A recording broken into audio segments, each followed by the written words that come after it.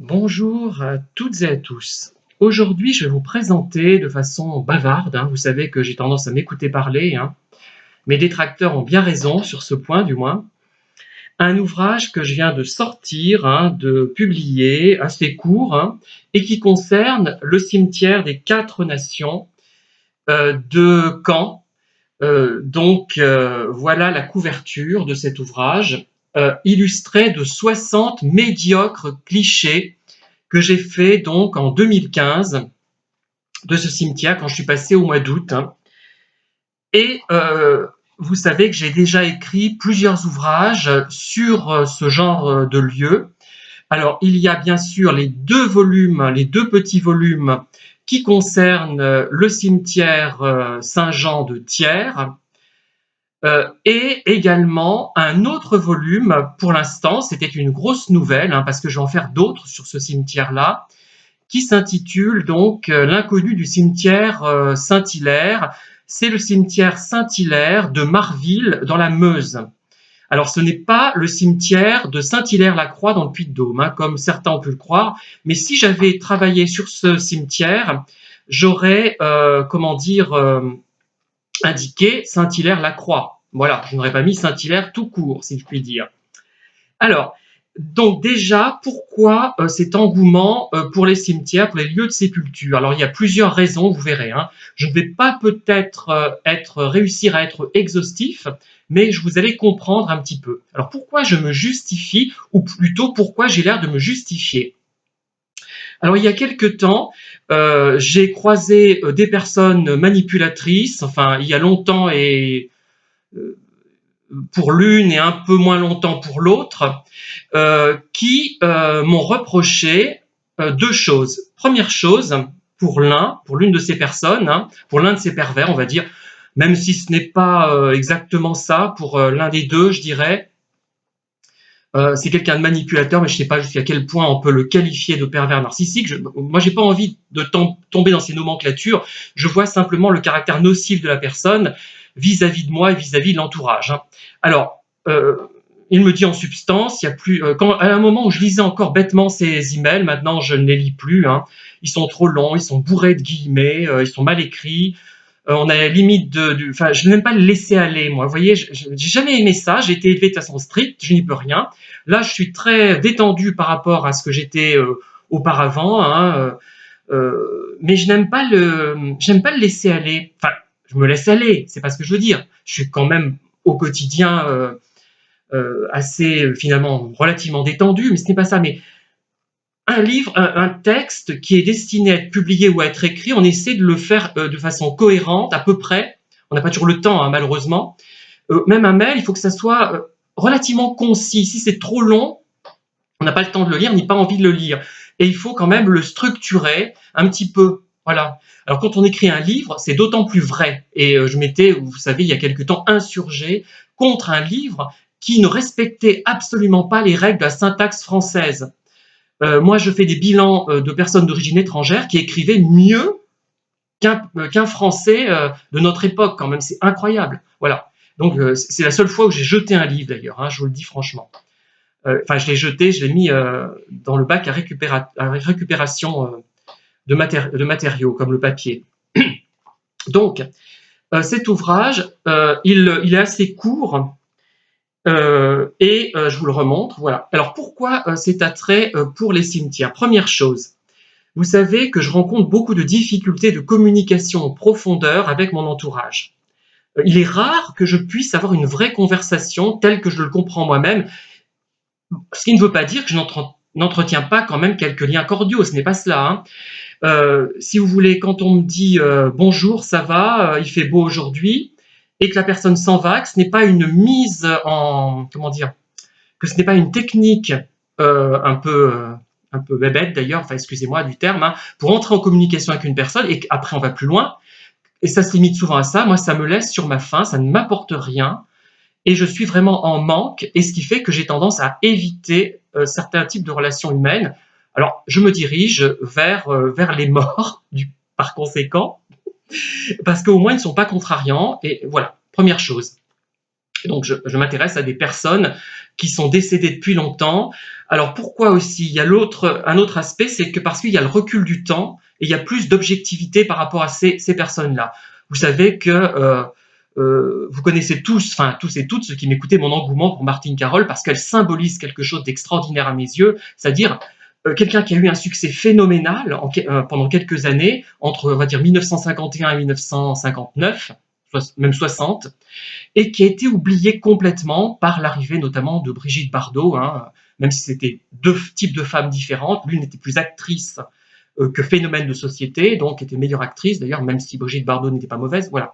Donc j'aime bien cet aspect-là, parce qu'on a du recul par rapport à ce qu'on pouvait dire sur ces acteurs, sur ces gens à cette époque.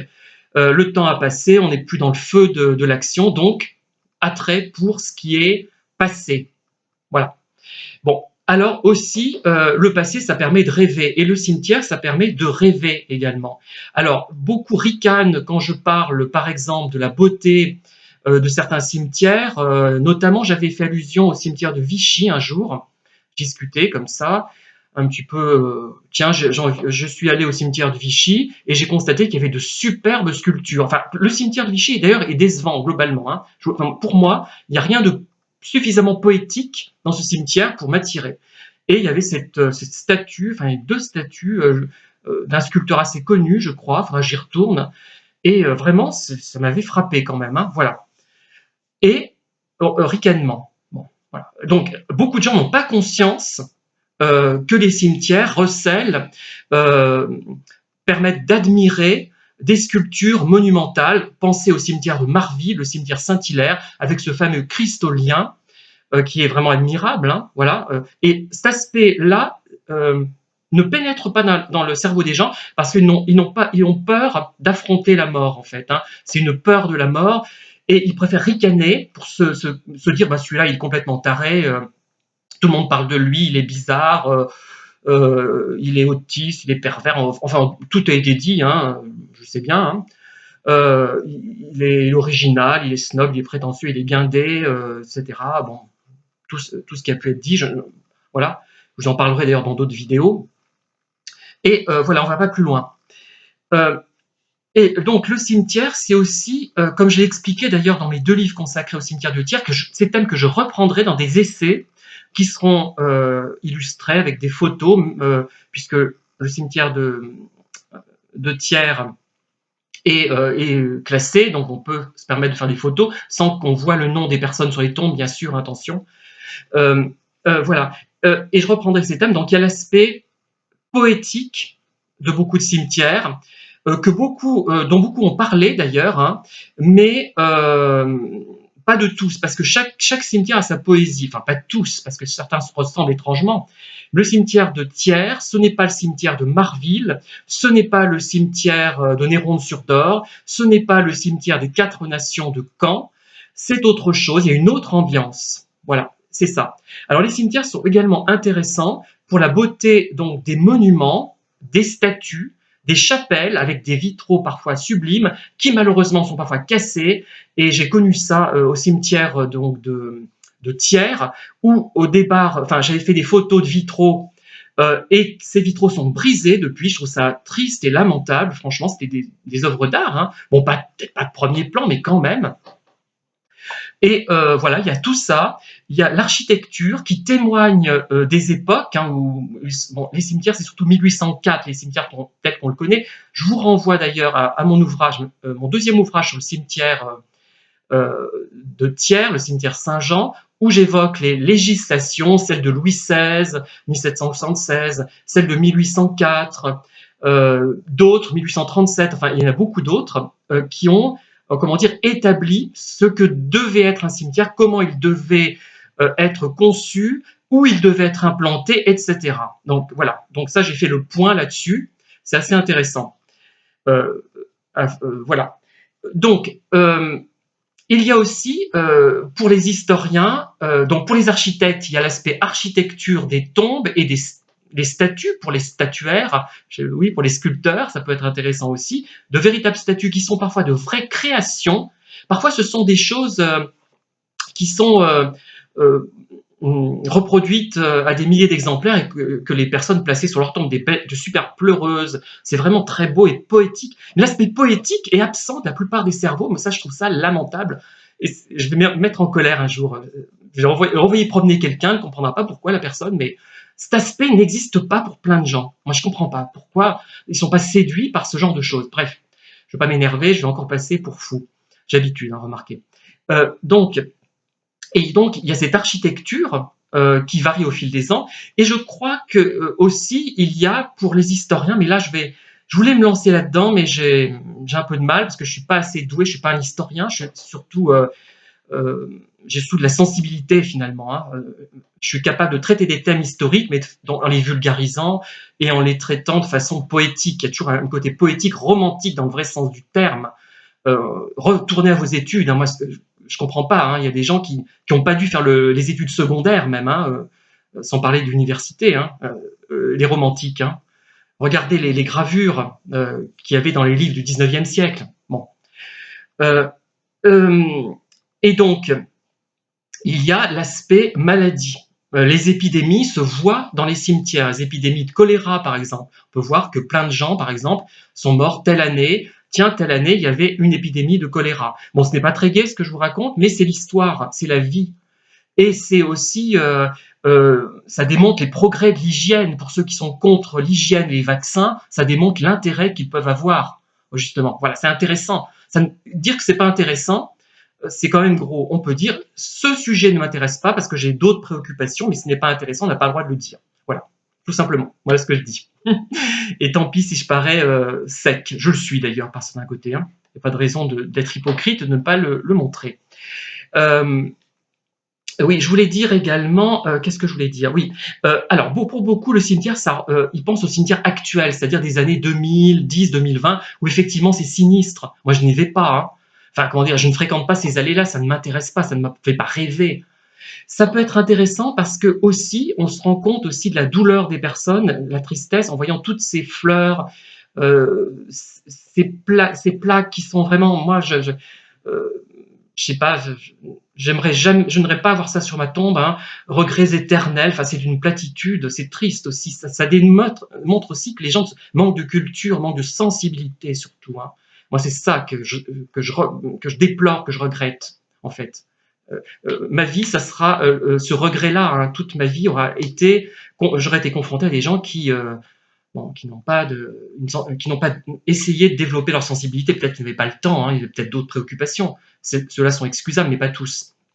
Donc, donc il y a eu deux reproches principaux. J'en reviens, j'ai expliqué pourquoi ça pourrait être intéressant un cimetière. Je n'ai pas été exhaustif. Il y a certainement d'autres causes, d'autres explications. Ça permet, oui, aussi de retrouver peut-être des personnes, comment dire, dont on travaille sur la biographie d'une personnalité, ça peut être intéressant de voir sa tombe et de voir qui s'en souvient actuellement. Par exemple, bientôt je vais travailler sur la duchesse de Raguse à partir d'une lettre, et ça sera une élégie en prose, voilà, plutôt qu'un livre historique, parce que c'est ça, c'est historico, poético, philosophico, psychologico, je sais pas quoi, voilà, c'est ça mes livres en général. Hein. Et on me dit, oui, ça a déjà été traité, la poésie des cimetières, donc c'était quelqu'un de très perturbé, hein, qui doit, bon, peu importe, hein, que j'ai connu il y a longtemps.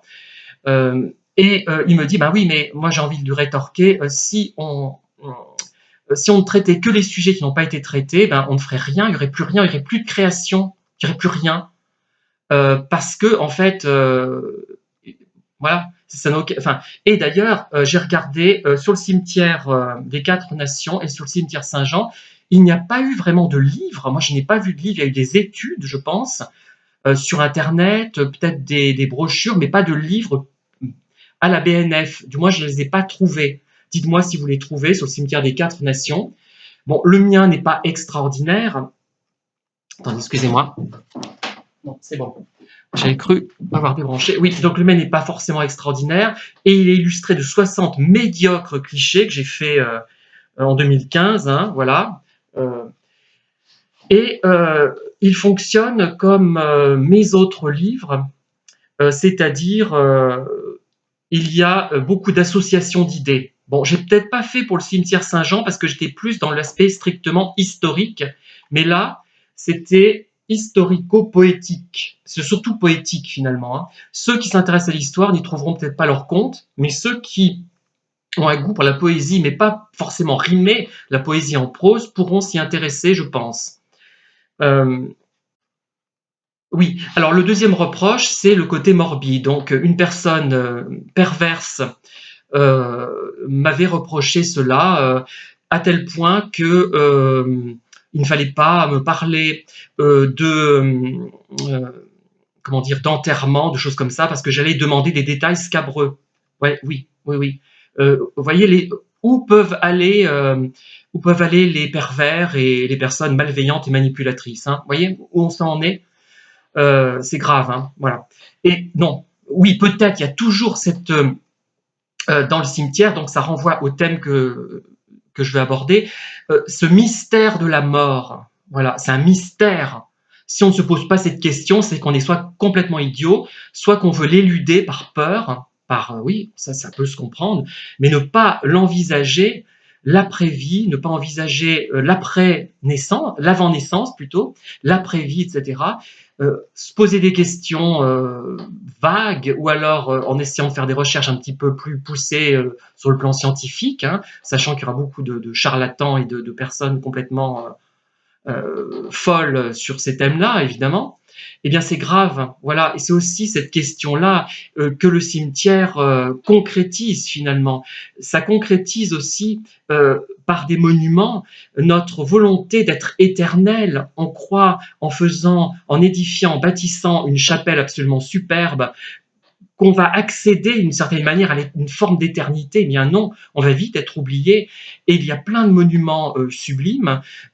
S'il n'y avait pas Internet et Wikipédia, par exemple, hein, ou d'autres outils de recherche, on ne s'en souviendrait absolument pas.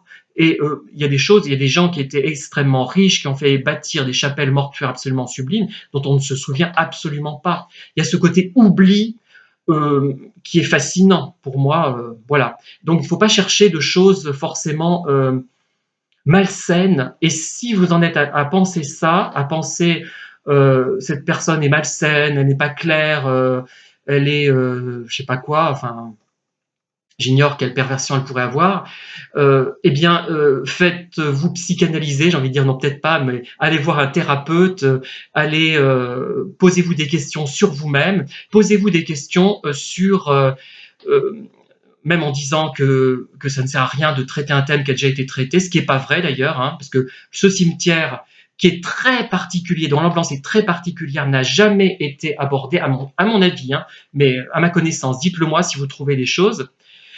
Si vous êtes haut à ce point-là, vous dites, ben, est-ce que je suis frustré parce que j'étais amoureux de cet auteur et qui n'a pas répondu à mes attentes? Est-ce que je suis frustré parce que ses livres passent avant moi et je me rends compte que je ne peux pas être concurrencer ses livres, il ne m'aimera jamais autant que cette nécessité qu'il a d'écrire. Demandez-vous si vous n'êtes pas gérontophile, si vous êtes quelqu'un de jeune, d'une vingtaine ou trentaine d'années, pour vous intéresser à ce point à quelqu'un comme moi qui a 57 ans, donc une personne âgée, hein. Donc dites-vous bien, peut-être que vous êtes attiré par les vieux homosexuels, par les personnes âgées, etc., ce qui n'est pas forcément négatif, mais de là à les harceler et à répandre des bruits odieux sur leur compte, c'est peut-être pas très constructif. Hein. Il faut vous remettre en question. Hein. Euh, je peux comprendre que je peux intéresser quelqu'un, mais il faut, enfin, si vous êtes gérontophile, si vous êtes, comment dire, attiré par des homos, parce qu'il y a beaucoup de femmes d'ailleurs qui sont attirées par des homos, pas seulement, mais parce que elles croient trouver euh, comment dire, chez eux des choses qu'elles ne trouveront pas chez les hommes hétéros, mais en fait elles vont être frustrées encore plus. C'est une mauvaise idée, c'est un mauvais calcul.